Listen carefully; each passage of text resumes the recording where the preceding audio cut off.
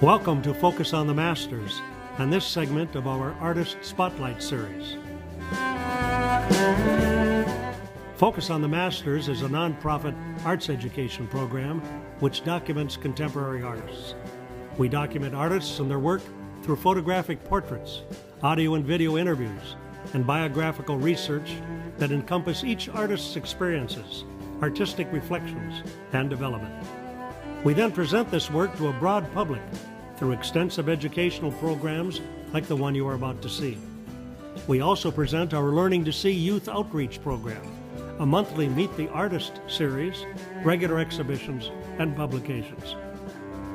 This segment will feature ceramist and community leader Maggie Kildee. Portions of this program were recorded before a live studio audience. We hope you enjoy the program, and we thank you for your generous support. It gives me great pleasure to welcome Maggie Kildee to our program. Thanks for being here.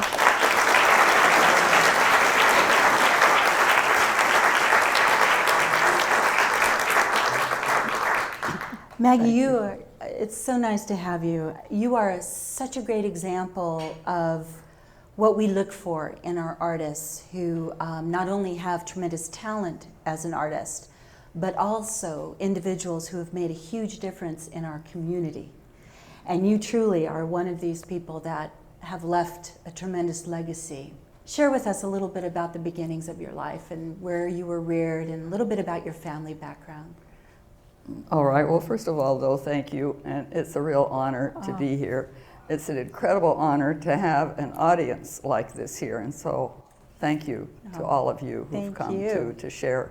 This is a very special evening. Well, once upon a time, a long time ago, I was born in Glendale, California, so I'm a native Californian. For someone my age, that's not real common. I was the oldest child of two. I have a sister who is actually here tonight, which is a real thrill for me. Sure. This is my mother and my father that you see on the screen. We lived in Glendale. My father, he and my mother had graduated from college, but it was in the very early 30s. Since I was born at 32, they were married just before that.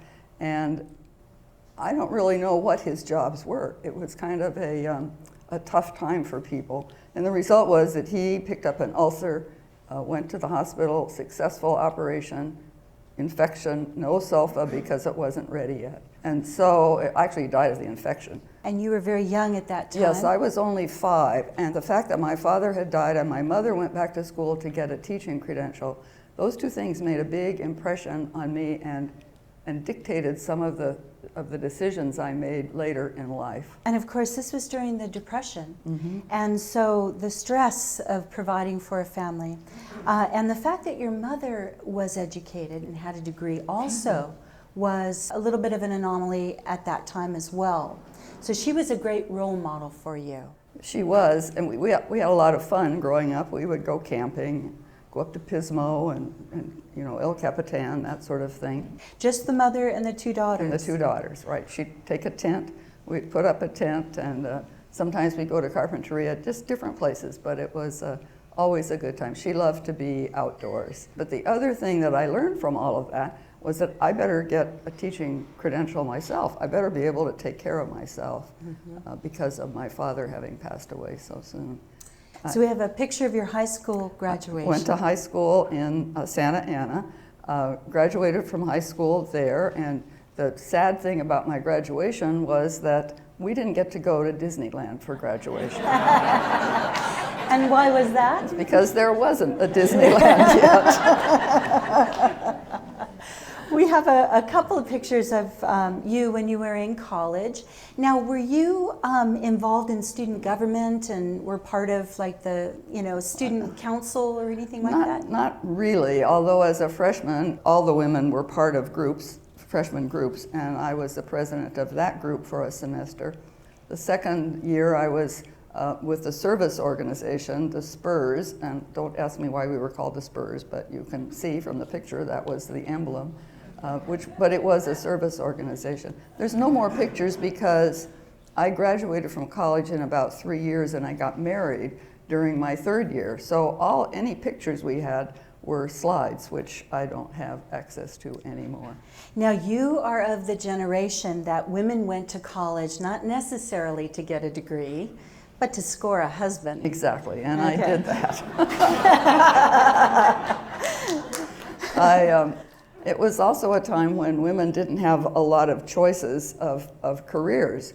At least I thought they didn't at that time. You know, teacher, secretary, nurse, maybe a flight attendant, stewardess we called them, you know. But I had it already ingrained in me that when I went to college I would get a teaching credential, so I would never have to go back to school to get it, like my mother did. And I would get married, and if I could have picked a career, at that point I might have become a minister. But women didn't become ministers in those days, so instead I married the guy that was going to become a minister. This is George at the Trinity Presbyterian here in Camarillo, and he did become a minister. And in fact, that's how you came to Ventura County, was through George's work as a minister. Right.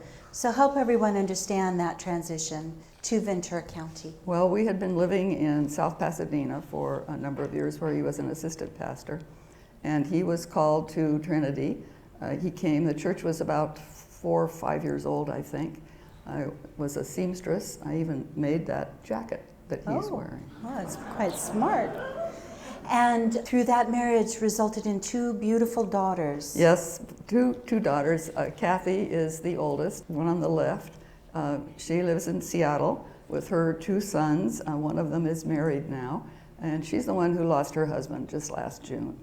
Sandy lives they live in Virginia. Bill works in DC, so they're right close where he can commute. They're great kids. One of them is as conservative as they live, and others are so liberal they hardly have anything to talk together. But, you know, they have managed to still be friends through it all. That's great. And I managed to talk to both of them gently, you know. Now, it was in those early days that you first discovered pottery. I did, yeah. In South Pasadena, one of my friends was a potter, and she invited some of us to come over and use her wheel, learn to throw, and I did. I threw a lot of pots. One year I even had a pot party, so I could sell pots. Hopefully the police didn't catch wind of that. Right. And then later in your political career, you wouldn't want that to come out, would That you? would not be a good thing. That's funny.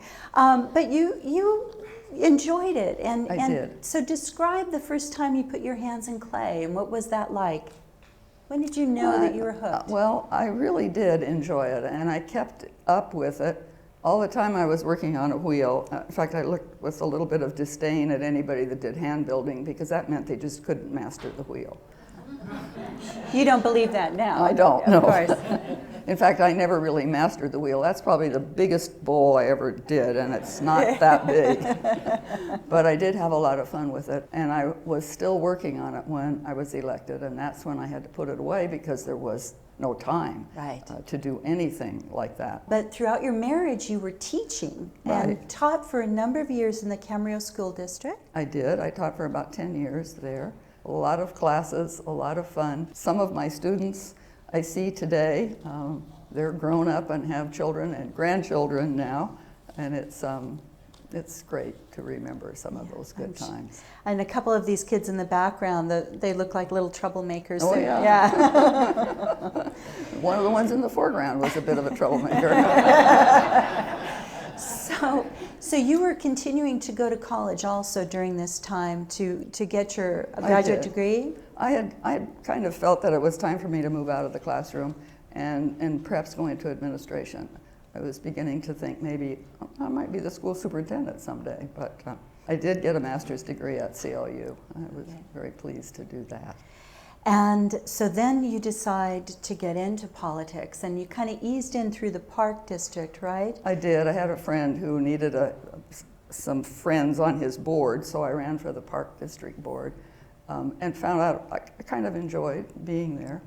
And then the Board of Supervisors came along. In the meantime, I had gotten well known in the community because I had helped to pass a school bond, and so I was Woman of the Year And this is an interesting picture. It'll kind of tell you what year it might have been, because the Woman of the Year, if you will notice, is named Mrs. George Erickson. And of course, my generation, you know, as soon as I saw the photograph, I thought, Mrs. George Erickson? How does that work, you know? And what an interesting time span that you've lived, including the women's movement, which you became part of. And being married to a minister and going into politics and seeing a lot of changes within our community is very, very interesting and an interesting story. So when you ran for Board of Supervisor, you still had the Erickson name, and it was still Mrs. George Erickson.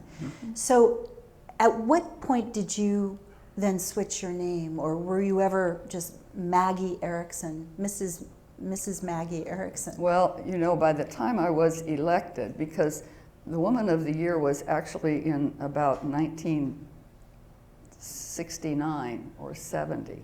So I was elected in 1980, so there was a 10-year span in there. And I had been involved with consciousness-raising groups and Ms. Magazine and the whole beginnings of the women's liberation movement, and began to discover that I could think for myself. I could make decisions for myself. Surprising, isn't it?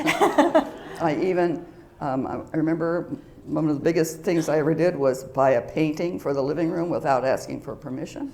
So it was a different time, and when the opportunity to run for the Board of Supervisors came, it was one of those times when I said, this is what I'm going to do, not please may I. And I ran for office and was elected, and by then I was pretty much Maggie Kildee.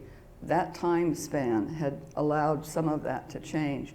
And then it was right after I was elected that George and I were divorced. And so that Mrs. George went away. So how did George feel about this new independence and this kind of untraditional role that you were taking? Well, it took its toll on our marriage, I'm sure, but it was happening long before it came to the election. Sure.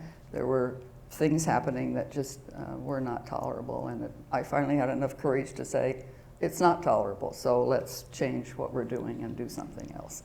And I think that was good for both of us. So the big question, of course, is why run for the Board of Supervisors or for any public office? I mean, you know, it is putting you out there and exposing your life and your personal life and your public life. Why did you take on that role? Well, I think that, there's never seems to be one single reason. But looking back, I can see that one of the reasons is because you have a big opportunity to make a big difference in what is happening in the area around you. One of the major things that the Ventura County Board of Supervisors did was to establish areas around cities that were not to be developed. If a company would come or an outlet center would come and say, we would like to put a development out here in county land, the board would say, no, you have to go to a city. And so that's kept all of the cities with space between them, possibly except Ventura and Oxnard, but the rest of the county, that's pretty true. And that was something that I had the ability to be a part of. And that's a huge legacy, because the physical makeup of our county was really a result of the tenure you were part of, those 5 supervisors. A lot of things were happening then. We had the first of the 2 women on the board. That's right. I got to be the first woman ever to chair the board. Those were big things to be able to do. And it was a very good feeling to be able to be a part of all of that. As a Board of Supervisor, I lightly touched on your private life, and being open to scrutiny and stuff. And there was one picture we just had to include in the slideshow that I couldn't help myself. So how did you explain this, Miss Kildee?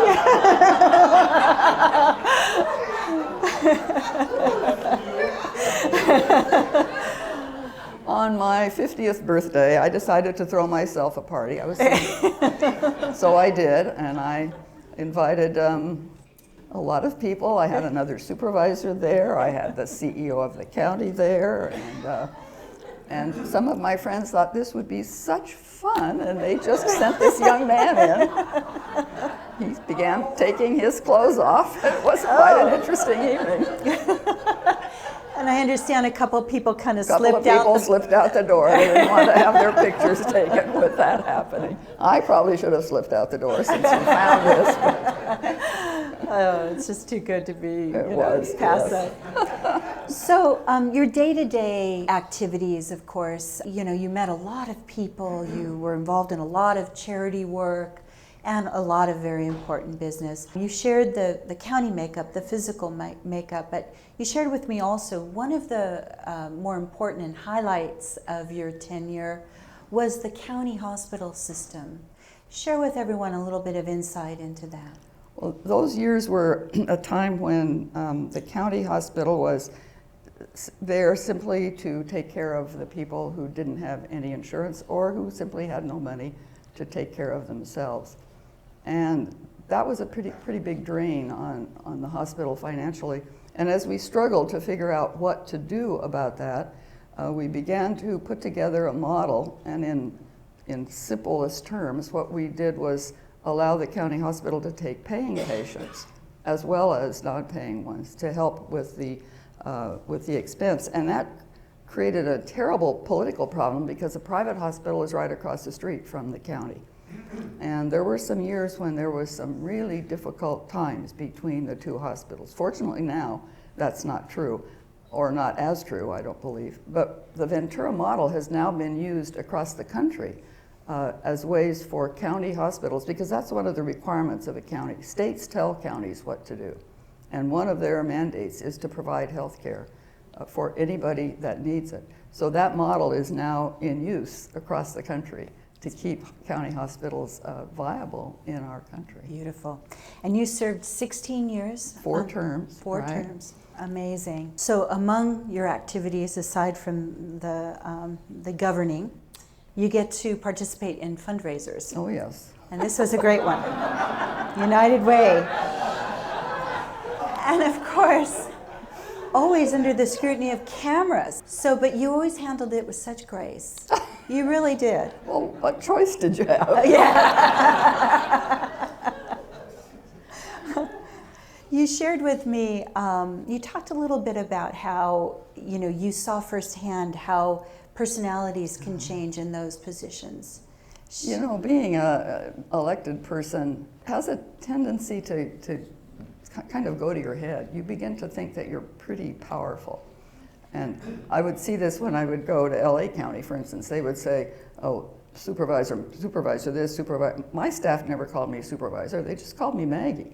But in LA, you didn't do that. And I discovered firsthand, one time I was driving a county car to work, and something went wrong with the car. I don't know what it was. It was still driving, but I knew I had to get some help. So I called the county garage and said, what do you want me to do? They said, take it to Paradise. It's right there, the Chevy place, and they'll fix it. So I drove in, and there's about 7 or 8 or 10 cars ahead of me. And my first thought was, I have to tell them how important I am so I can get to the front of the line. Well, I can tell you the story because I didn't do that. I stayed at the end of the line, but that really impressed me at how quickly that thought came to my head. And I think when I see politicians today where they're really responding to that power that they have, and I think of myself and I think how easily that takes place. Well, and the importance of staying grounded. Very much so. Yes. Well, among the highlights of your career, of course, was the opening of the Reagan Library, and you were able to be part of that wonderful weekend of events.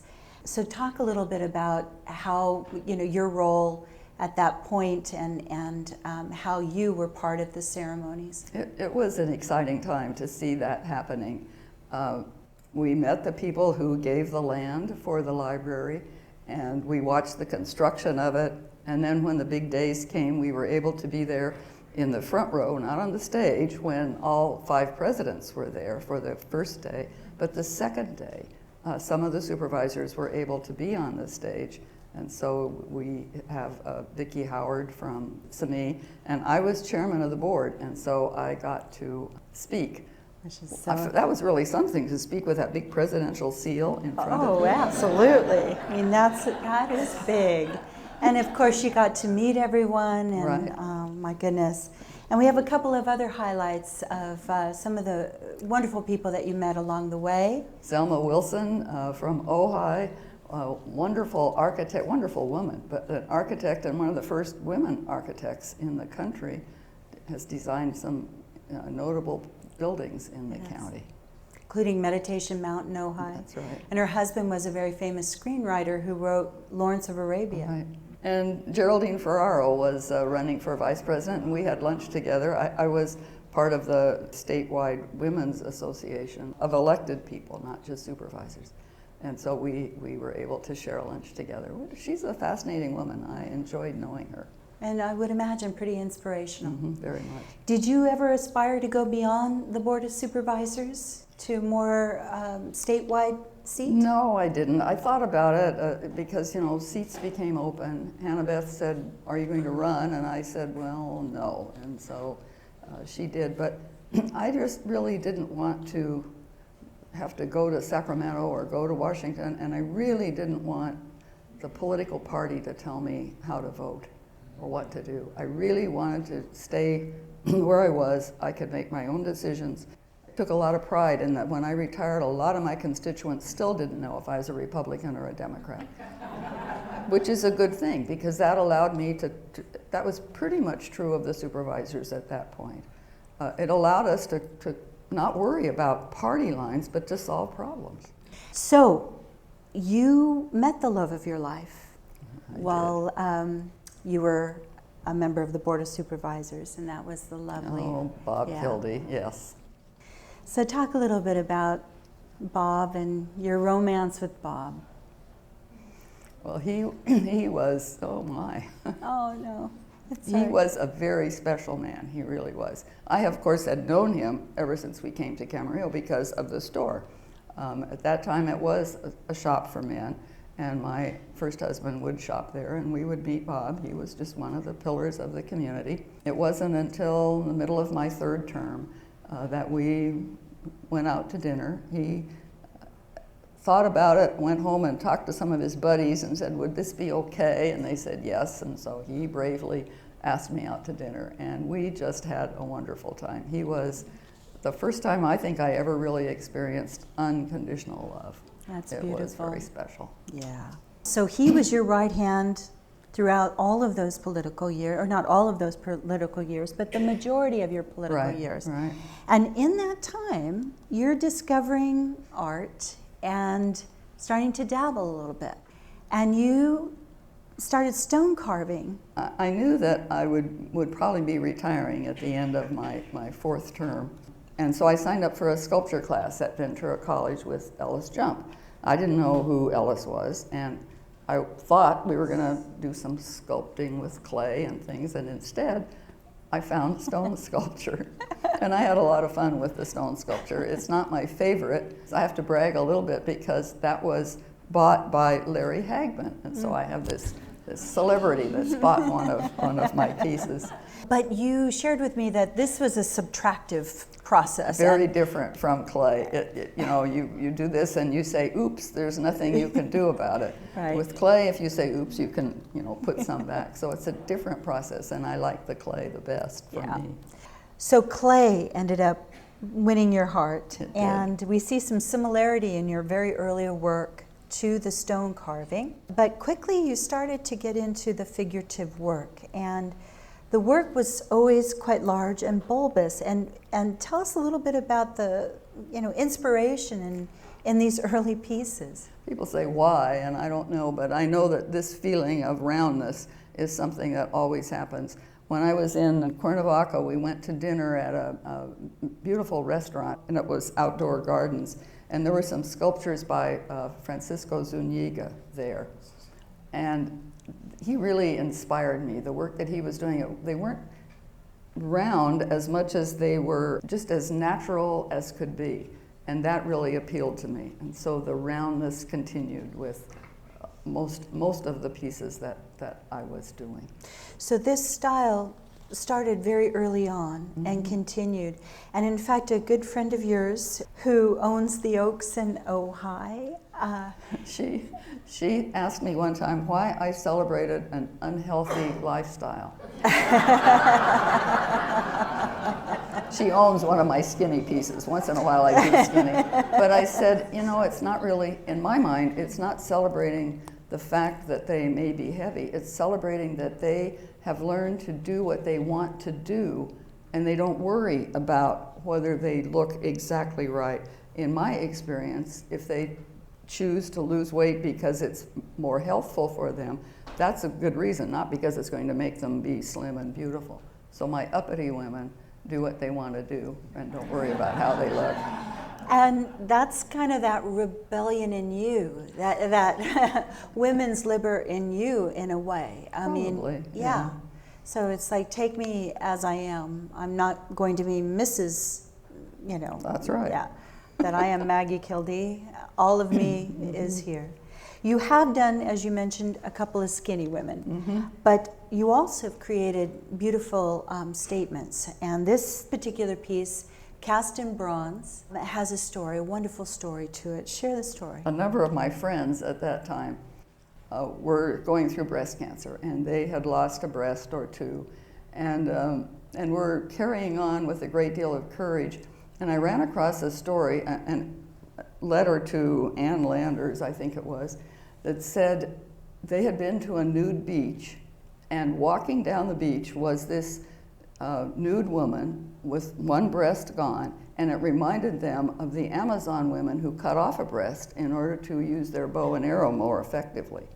And so this woman is a tribute to cancer survivors because she has shot her arrow, it's gone, but she's holding her bow beside her. She has won that battle. That's beautiful. And there was a strange time when so many people that we knew was going through this. This has also ended up surprisingly at the Norris Cancer Center. An anonymous gift there from someone, I don't even know which one of the pieces was there, but that made me feel very good. And this was an edition of 10. And you've only done one other bronze piece. And what made you decide to do it in bronze as opposed to doing it in clay? I was taking a class, and the class was using oil-based clay, and that is a natural conclusion of oil-based clay, but it was not something that I liked to use. I really liked the water-based clay, and so I came back to that. So we have some more narratives within the body of work. These are a little more storytelling, so talk a little bit about... I find pictures in the newspaper, which is what this one is, of a woman who's gathering something, but she has this beautiful crocheted shawl on that was a fascination to me to see her doing that.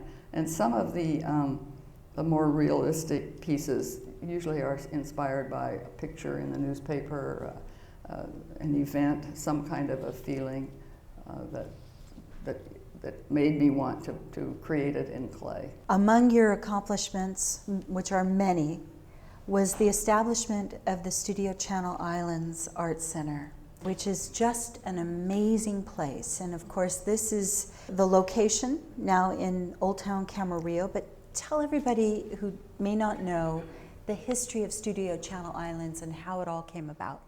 Well, you may remember that there's a Camarillo State Hospital, and it was closed in the 90s. When it was closed and it was finally decided that it should be a state university, Handel Evans was asked to be the planning president, and he looked at those buildings, which had been built back in the 30s and had now been vacant for several years, and looked at that work therapy building, which was a huge building, but it was very institutional, and it was full of bird droppings and bird carcasses and ghosts and who knows what all. But he envisioned a cultural hub for the university and the community. And he spoke to some friends who introduced him to some artists. And I happened to be one of those artists, and we met and the studio began. We had 20 artists out there. We had a beautiful gallery. We were able to get some wonderful artists to come and to show there. John Nava, Gary Lang. John brought his tapestries before they went to the cathedral. It was a wonderful exhibit. And one of Handel's thoughts was that one of the first professors would be an artist. And he was, and the art department started right away. And it was so successful, it needed our space. And so we lost our space after about 10 years. And we found the school in Old Town Camarillo. Now we are so thrilled to be in that kind of a location. Now we have 40 artists, a beautiful gallery. If you've never been there, why? Come and see it. Yeah, it's fantastic. Amazing, amazing location. It is. So we're going to look at a little more mature work now. You do create a patina. This is an acrylic patina. So tell everybody a little bit about your technique. I've chosen the terracotta clay because I really don't like to deal with glazes and all of that. I like the feel of the clay. I like the shape. That's what I'm interested in. So the terracotta clay works for me. But once in a while, one of them will call for something different. And in one of my classes, I learned to do this. And so this patina starts with a metallic, in this case it was a gold paint, put on pretty thickly, and then a burnt umber, very thin, put on and stippled so that it dries in a stippled fashion. You can still see a little gold. And then the green maybe cut with a little white. And again dripped on and stippled. And then I finish it with brown and black shoe polish. Unconventional. Yes, real high tech. You also use a wax over the top of many of your sculptures to give them that little bit of sheen and to seal them. Right, just it gives it a little finish, a little liquid wax. So this little guy is the only male figure you've done. It is. So we had to include him. Right. And tell us. I had a birthday party at home for myself, and it was a Mexican theme. And actually it was Frito pies. Is that the right name? I can't remember. Where you serve a bag of Fritos and you put the chili in the bag of Fritos. It comes from New Mexico. And then you put all your things on. And I had to serve bowls because there were some people who really couldn't deal with that. But in the process of looking up, that recipe, doing a little research on it, I found out that in New Mexico, in the restaurant where that came from, they have a poster of this. San Pascual. Thank you, San Pascual, who is supposed to be the patron saint of kitchens in New Mexico. So I did a sculpture, and he was the centerpiece of my table. And then I made little flat ones, and I gave them to all my guests when they left. That's it was fun sweet. to have San Pascual there. But he is the only man I've ever done. And an extra prayer to make sure that strange recipe came out well. Right. It tastes very good, actually. Does it really? So the next series of work we're going to get into is a little bit more stylized and start to get into a little more personal work. And many of your figures have these wonderful, charming titles to them. And this is an example of how you come up with the title. I was kind of playing with being abstract in this one, but when I got finished, usually my pieces will kind of tell me their name before we're finished, but this one didn't. But one of my friends came into the studio while I was finishing it, and I said, well, what do you think? What should I name her? And she said, well, my mother would call her 32 long. So that worked. So on a much more somber note, this one has a very personal and deep story.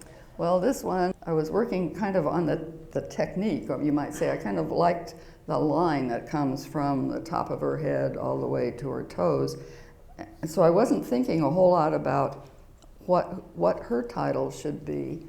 But as I finished her, I realized that it was the anniversary of 9/11. It was a year later exactly when I finished her. And I thought to myself that I have been thinking of that as I'm finishing this piece the whole time. So she's remembering 9/11. That's the title of her. And this piece resonates with emotion. Mm-hmm. And of course, the more impactful the event is in our life, be it something like 9/11 or the death of a family member, so forth, those emotions often make their way into the work. Oh, they do. Yeah. And that's where great masterpieces are born, really. With 9/11, I mean, we all have our own stories, and it was deeply impactful for everyone.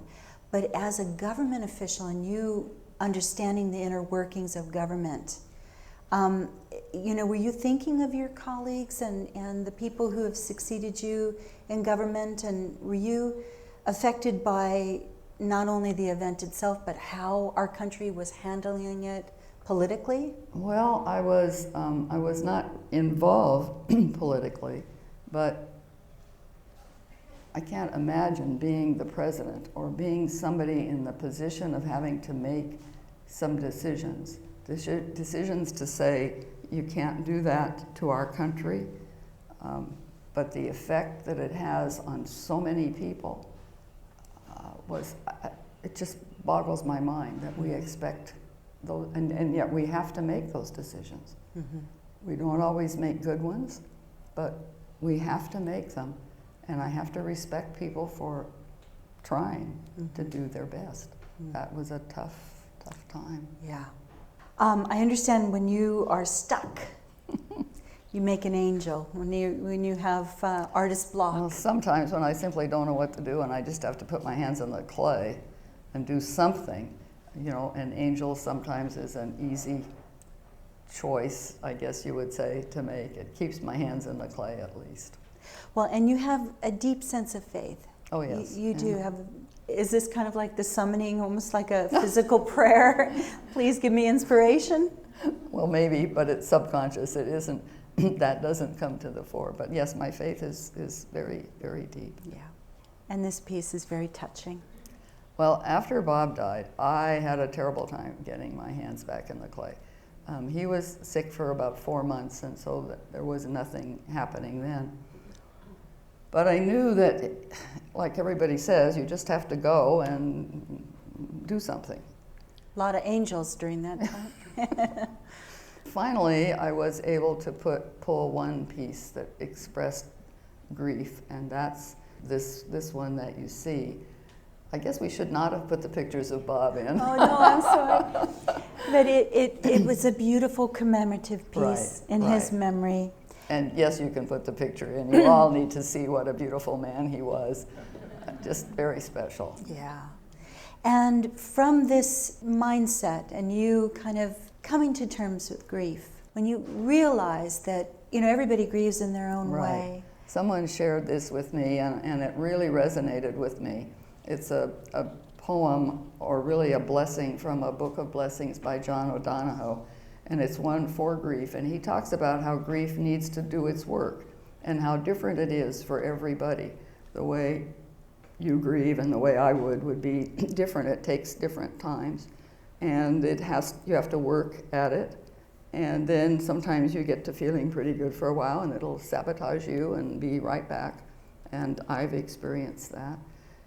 But then he says, after the grief has done its work, after it's wrung the last bit of it out, you'll find your loved one in your heart where they were waiting for you all the time. That's beautiful. And so that's been an inspiration in the clay too, in the sculpting. So we're going to see a series that, in your transition and coming to terms with this your was grief. coming alive, beginning to feel like I could live again, and finding him in my heart. This one looks like what I feel, but it doesn't resonate with feeling to me, interestingly enough. Mm-hmm. But it is that representation. And then finally, dancing in the sunlight. Finally, I can do that. This one is because of the tribute to cancer survivors. I figured there should be a tribute to those who didn't. And this is what that one is. For the bravery. That's right. Yes, a laurel wreath. The courage of that fight that was fought. Now, I understand you don't often work from a model, but we do have an example of a maquette that you did do. So talk a little bit about your process. I don't usually work from a model, usually because it takes too long in the clay, and models don't always sit for long periods. But this was one at the studio where I knew it was going to be a long pose for this model, and so I took my clay in and I did the little sketch, the maquette. And I often do that because my pieces are bigger and I can't decide if the head should go this way or the arm should go where. But on a little piece, I can move it around. Once I get to the big one, it's harder. So you normally make a maquette for each of your pieces, I do. And this one happened to be from life. Right. And so then after that, then I made the big one. And this is what the terracotta clay looks like before it's fired. So this is the piece that's pretty well finished, but she's sitting in my studio waiting for me to take her home to put her in the kiln. And then this is the finished piece after it's come out of the kiln. The clay body, I was surprised, is very light. You would expect that your pieces are quite heavy. Well, they're all hollow, and that's one reason. But the terracotta clay is a good choice for me. It has a lot of grit in it. It doesn't shrink as much as some clay bodies do. It will hold itself together pretty well, and I enjoy work. In fact, I put terracotta tiles in my house so that I don't track the dirt. That was when my studio was at home. Well, your studio was always at home. In fact, when Studio Channel Islands was located out at the university, you didn't have a studio there, even though you were instrumental in getting the studios for all the other artists. Right. I was never an artist in residence out at the university, not really until we came into town. Yeah, and that was after Bob had died. You know, the feeling to get out and it was a good place to be. At Yeah. home, I was by myself all the time, even in my studio now. So that now meaning then. So I decided that it was time to move in with the other artists, and it's been a very good thing to have the kind of camaraderie and to get the critique that can happen as you work to say, why isn't this working? And somebody else can sometimes see what I can't. You've done a lot of traveling, and what's very interesting is sharing your trip to India on a meditation sojourn. Well, after Bob died, I realized that one of the things that I was missing, because he and I had had such a good time together, we didn't develop a close cadre of friends as couples. So I didn't have this group to fall back on. Lots of friends, but not those really close ones. So finally I found this meditation group, and that became very important to me, and to be able to recognize that I can meditate with people from a lot of different faiths, not just my own. And this World Community for Christian Meditation put this group together to go to India to meet the Dalai Lama, to be able to spend a day with him in India, to meditate with him. He's having lunch with us here. It was a wonderful time to be able to ask him questions, to have him answer them, but mainly to be able to have this sense of Christians and Buddhists being able to meditate together without the kind of barriers that we often put between us. And I understand you had some special transportation. Oh my goodness. We had to climb a trail that was pretty steep, and you can see, when I travel I use a cane because it can be a challenge. And so I opted to pay these guys a bit, and they put that pole up on their shoulders and carried me up. Coming down was a little more of a challenge. It was a little more up and down like this, but I got there safely, and it was quite an experience. And I understand, your experiences in India led to interesting work and inspired by the people. I took a lot of pictures in India, thinking that I would do a lot. I haven't done very many, but this particular one did turn into a couple of women with. They carry baskets on their hips, on their backs, on their heads. They seem to be the ones who carry everything. It's really interesting to see them. This gal is a beautiful woman, and she's expecting someone to bring her the chocolates. She's waiting for the chocolates. Oh, God. Oh. And some of them become a little experimental as well. Yeah, I get inspired by things that I see, and this kind of yearning, elongated arms. It's been fun to begin to move away from just the Earth Mother kind of Indian women that often come, to doing some things a little bit differently. So you had a wonderful 80th birthday party. I did. And to commemorate the exhibition and the fundraiser and so forth, you created a small little book, which was beautiful and documented a catalog of your work. When you look back in your body of work and all of the things that you've done. How has being an artist helped you as far as being a creative thinker, someone who engaged in politics and problem solving? Did it help you in any capacity? Well, I'm not sure that I ever become conscious of that, but I know that people who are creative, who are exposed to thinking creatively, sometimes are able to think in new ways, or they're able to say, out of this disaster, something good can come.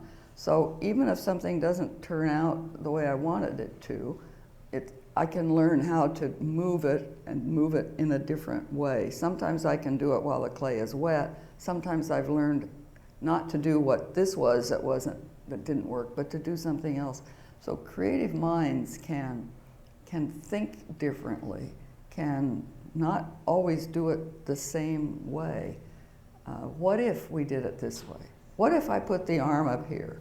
What if I put it over here? What if I turned her upside down? What if? And if you can do that with the problems that you face, sometimes the solution comes to you, or sometimes you do all of this and somebody else gets the idea and it works it out. So that's why I like being in a creative atmosphere. We're going into a very interesting body of work. As the work started to evolve from the more bulbous figures, you kind of went into a more angular style, more a modernist approach. So this is the most recent work. So talk a little bit about segueing into this body of work, and how is it that you evolved into the more modern sensibility? I've had an opportunity to go to week-long classes in Loveland or Scottsdale or Sedona. And it's important to note that you weren't formally trained in the universities, but in workshops and so forth. Right, I didn't have, I took art for teachers in college. Right. A lot of things I've missed out on. I wish I could go back. I'm not about to. I know you could, but I'm not. Some of my teachers, the people that I worked with over the years now, were doing more things like this. And the idea of making now a woman that is more organic, I don't know what the right word is, but this, her arm just disappears, her hand just disappears into her body. And this sense of being one and of seeing this divine reality inside of me as well as outside of me is a really big thing as I meditate. And I'd like my women to begin to express some of that. I'm thinking more of the more organic or even angular, like waiting for something over here. She doesn't even really have a name yet because she's kind of an experimental thought. And my women usually speak to me. So she is probably waiting for me to do the next one and figure out where I'm going with this. But it's kind of fun to see them be different. So we're all going to be standing by and waiting. With bated breath, no doubt. There's lots of things to look forward to. Fantastic. Wonderful. So we want to certainly open this up to ask Maggie a question or two. Hi. I was wondering if these pieces are just single-fired? Are they bisque then? They're just And single that's fire, it? low fire, 06. And then you apply the... Some have a sealer, some have a liquid wax, uh-huh. or the acrylics. And then you use acrylic. Mm-hmm. And several layers of acrylic. Mm-hmm. Yeah. Okay, thank you. I'm curious about the scale of some of your work. The one image that was done from life, and you showed the ended product. It looked rather large, and most of my pieces are between 15 and 21 or 2 inches tall, the finished ones, because I don't want to figure out how to fire pieces and put them together, and my kiln holds up to that. And the maquettes are usually, 5 or 6 inches. Do you fire the maquettes? Usually, yes. Yeah. Mm-hmm. Some of them are finished, and I sell those. Some of them are not really finished. They're just very rough, and I don't sell those. And do you fire in your own studio, or do you fire in the bigger kiln? I fire in my house. I have my kiln at my house, and so when the pieces are leather hard, I will take them home and fire them, because that means I can babysit my kiln for 6 or 8 hours. It has to be turned up every hour, so it's gas, and it has no automatic controls on it. Don't tell anybody. It is probably, it's legal because it has I have the permit that says it's okay to have it, but it doesn't have like an automatic cutoff, so that's why I stay home. Don't want any bad accidents. Mm-hmm. Here's a... One of my favorite pieces of yours was an early piece that was a torso that had the breast that one would expect, and the other side was a rather sagging, shriveled breast. Was that a stone piece? Could you share with one of the reasons I loved it too was the name that you gave it. Could you share with people what that name was and what the genesis of that piece was? That was a stone piece, I think, wasn't it? I think so. It's been so long. Okay, It was one of the first shows you did. And it's called On Becoming a Goddess, because it's just the torso, not even a torso, just part of her. And the one is a perky breast and one is not, and it's up to you which one is becoming the goddess.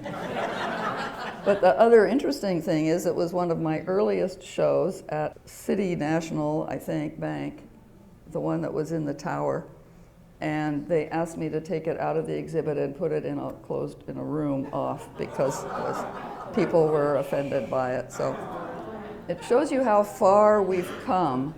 I know that meditation is very important to you. Can you explain how meditation has affected both your life and your work? Well, I can tell you how it's affected my life by spending time every day meditating, and I usually manage to do it every morning. It's simply meaning being quiet and being open. I've been a Christian all my life, and I know how to pray. I know how to have quiet time. All of that has always been quiet time, meaning reading something inspirational or reading the Bible. Praying has always meant either asking for something or saying thank you for something. And meditation is not any of those things. Meditation is simply recognizing that there is this creative spirit or this divine reality inside of me, and being quiet enough.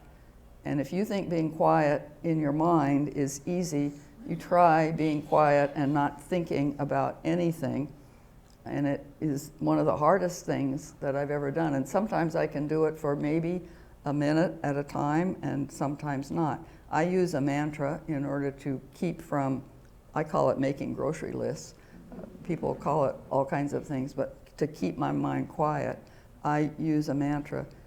But being able to do that seems to have made me able to be more accepting, more open to people that I meet, making me look at my women and even think about trying to be like them and not care about how I look as much as about what I do, or care about how people I see. I would say, oh my, she really shouldn't be wearing that. She's much too big. And now I'm learning to say, God bless this woman in front of me.